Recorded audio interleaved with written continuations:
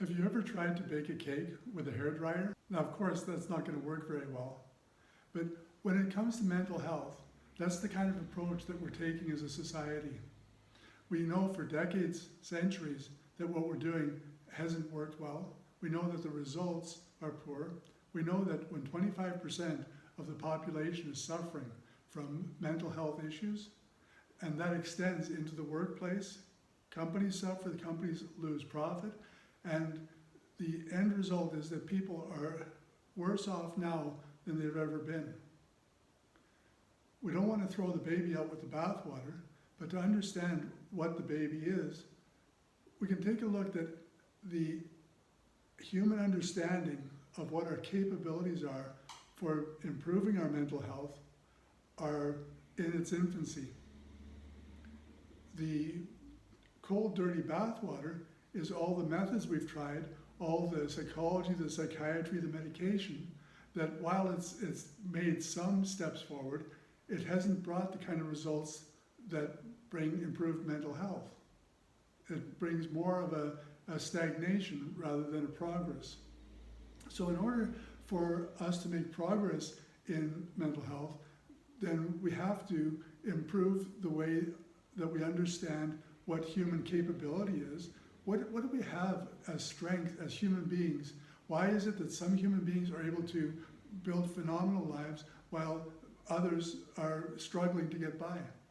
And in the core of that is the strength of human capability. If you're interested to learn more about this, then feel free to contact me. I'm Coach John Verway.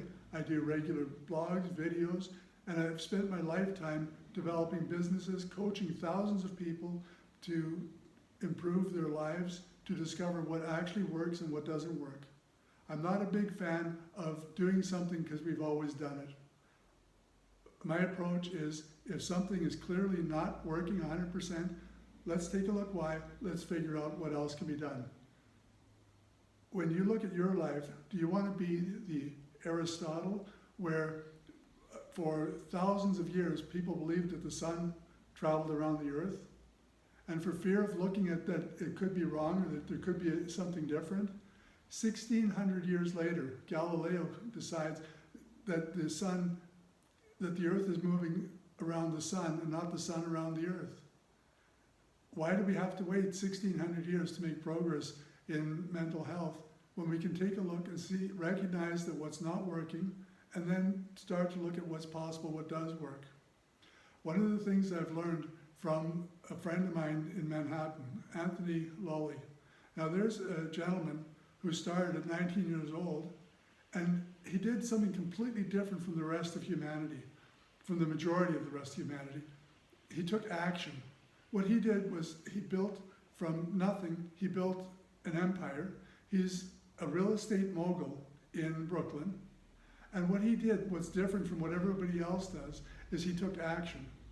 When he saw that he wanted to accomplish something, he set a goal, he took action, and from that action, that put him at a different elevation. From that elevation, he was able to now see something different, take new action, and it's not that he went through life with going from one success to the next. Quite the contrary.